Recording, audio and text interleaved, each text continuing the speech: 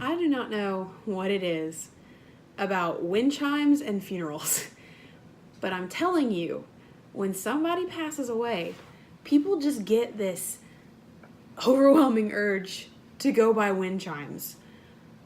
I have this theory that funerals are the only reason wind chime companies still exist.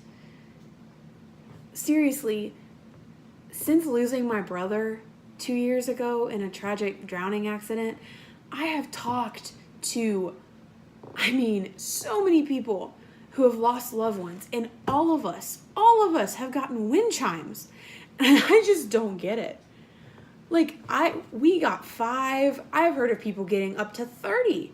Like, what is it about the funerals that make people suddenly just want to go buy wind chimes? I really don't understand. And I know I'm exaggerating here. Like, I get it. It's not about the wind chimes. It's about wanting to show love. Like, I get it. I know.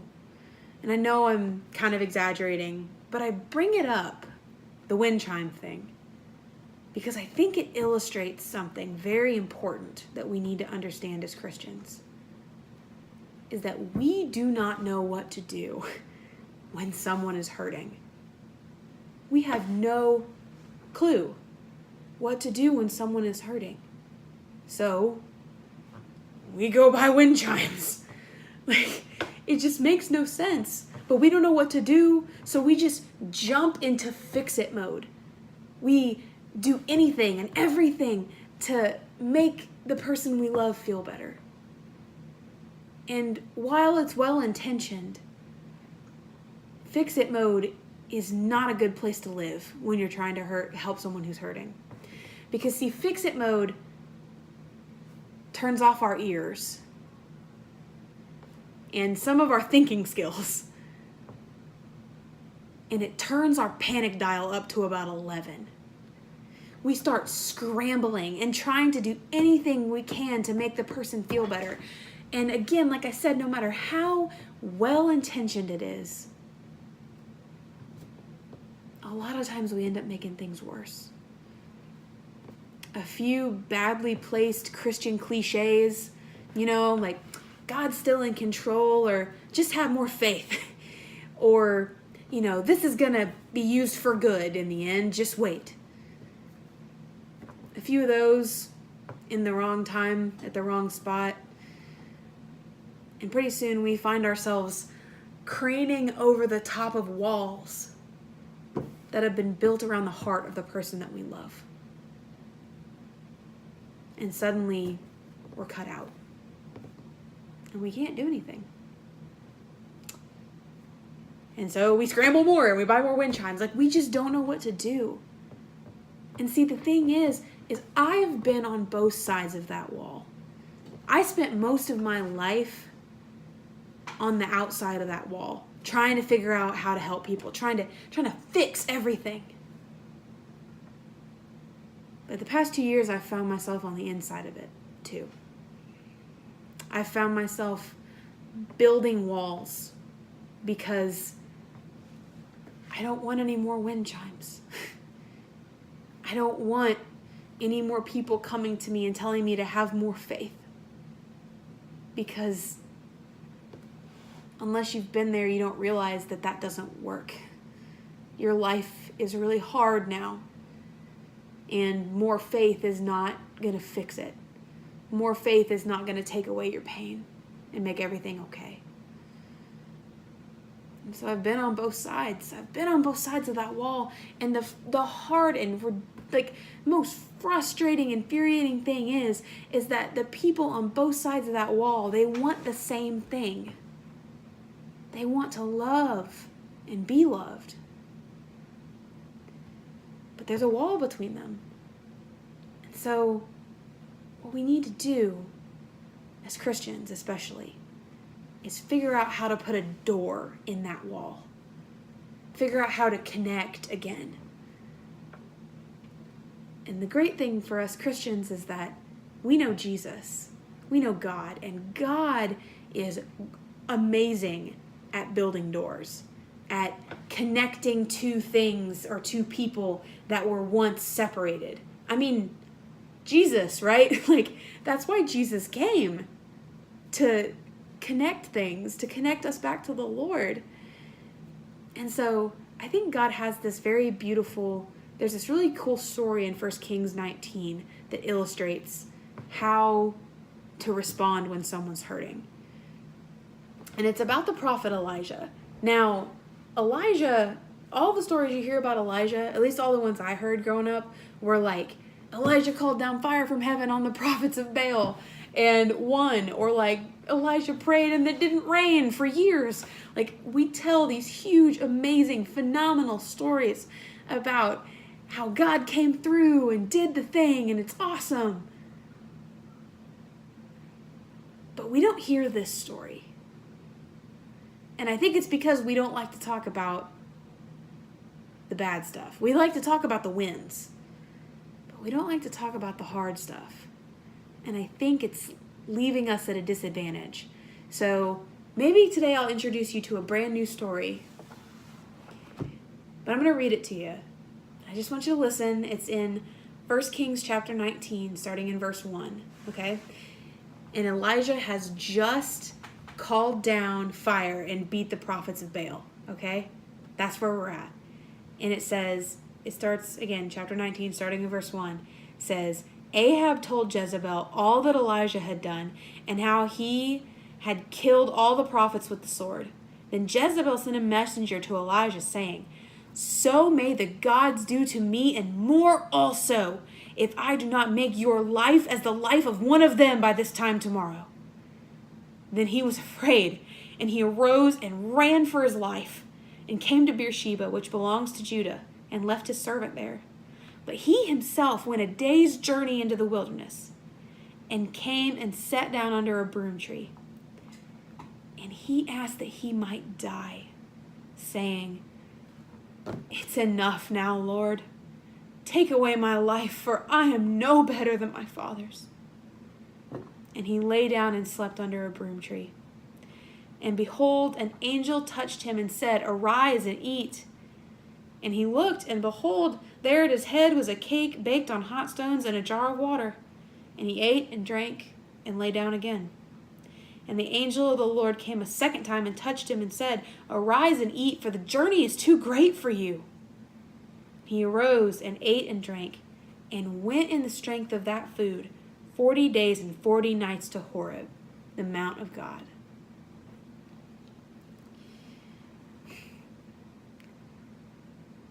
Elijah, the man who literally, the chapter before this, had called down fire on the prophets of Baal, wanting to die, asking the Lord to end his life. Elijah gave up. He laid down and was done. And the question for us in this, what we're talking about, is how did God respond? How did God respond to Elijah?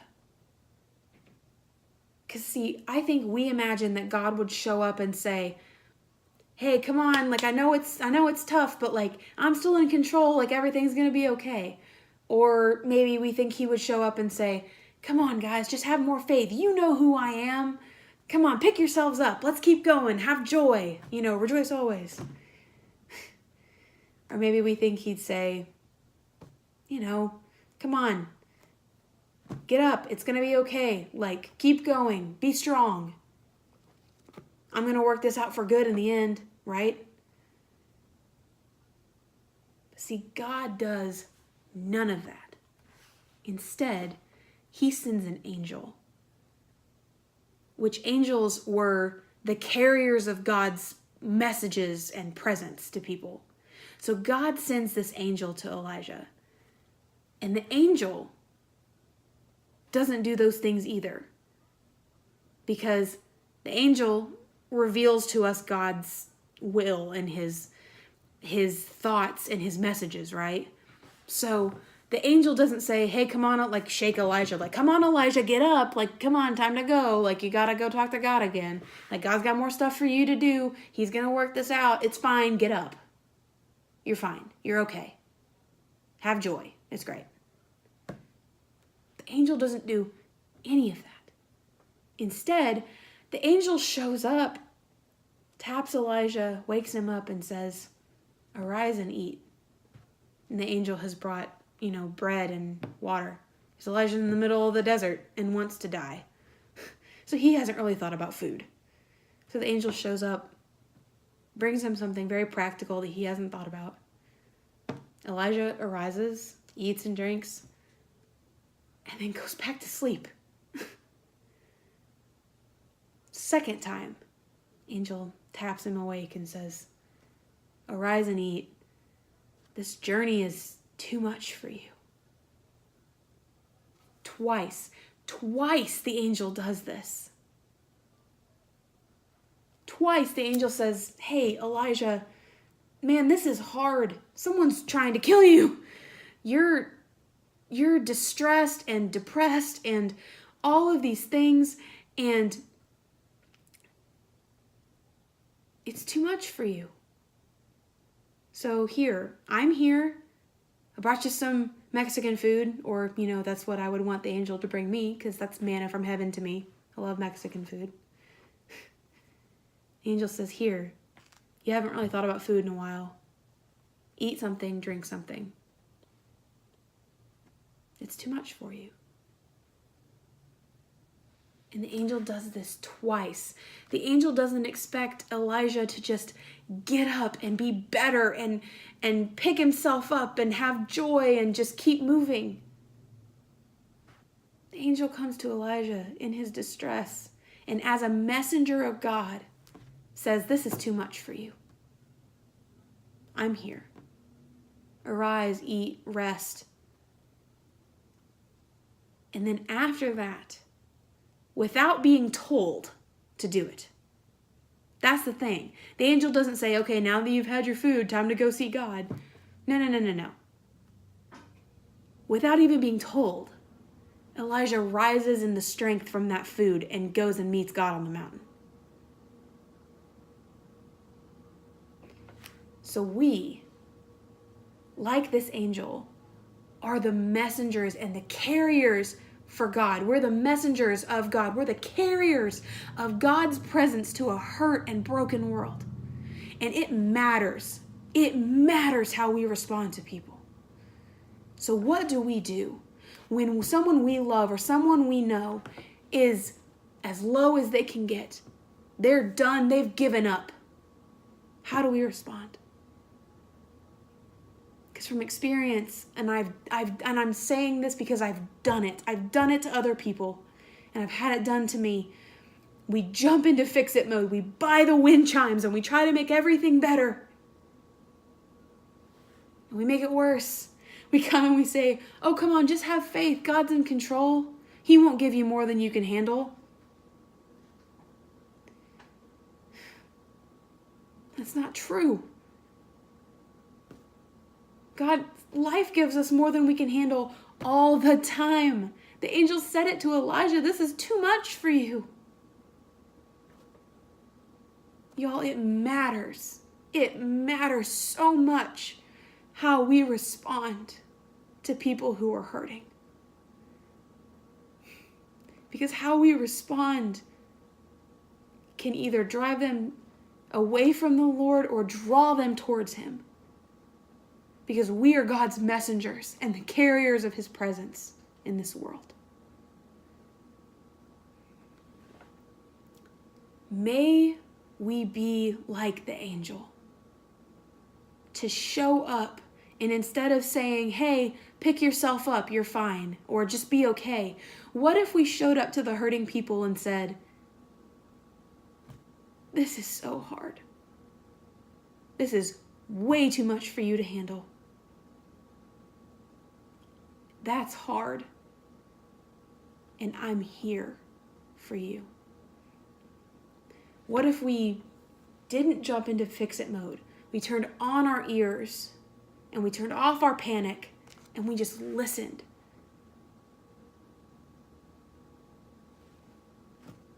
What if we did that instead of trying to fix them? What if we just admitted to them out loud that it was okay for them to not be okay, that it wasn't right what happened to them, and that we're there with them?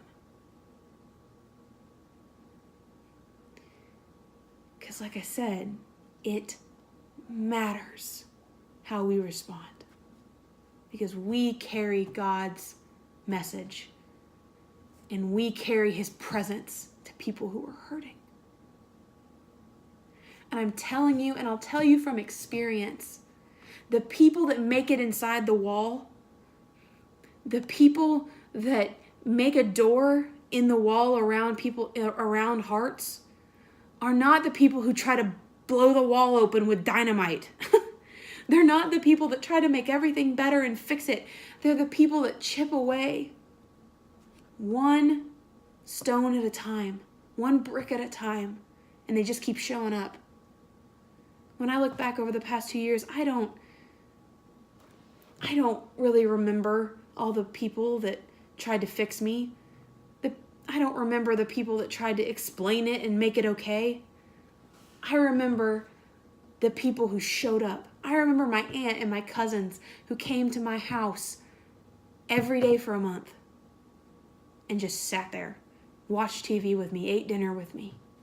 Didn't try to fix it, but they were just there. This is God's response to hurt. God's response to hurt is not to try to fix it, because this world is broken. Jesus says you'll have trouble in this world. God is not ignorant. He knows that because of sin, this world is broken, and that's not going to change. So when people are hurting, God shows up. He doesn't try to make them be okay. He provides for them, and he's there for them. So the next time someone you love is hurting, resist the urge to buy wind chimes, okay? Don't jump into fix-it mode. Resist the urge to buy the wind chimes. And instead, go out, get their favorite candy, get their favorite meal, show up at their back door, hug them, say, "This is hard, and I'm here." And keep doing it. Because I think at some point we start to ask ourselves, do we need to tell them to go back to God? Do we need to explain it to them? That's not what the angel did. Because see, if you keep showing up, if you keep bringing God's presence to people, if you keep being Jesus to people instead of trying to fix them, if you keep showing up when people are hurting, pretty soon you'll see them walk towards the Lord without you ever having to say a word about it. Because you will have shown them the Lord. And pretty soon, like Elijah, you'll see them go to the Lord without you having to tell them to. Because Jesus is the healer. Jesus alone heals. Jesus alone mends what is shattered. So let's stop trying to do his job. Instead, let's be that angel who shows up and does the things that give people the strength to walk to God and to go back to God when they don't have strength enough on their own.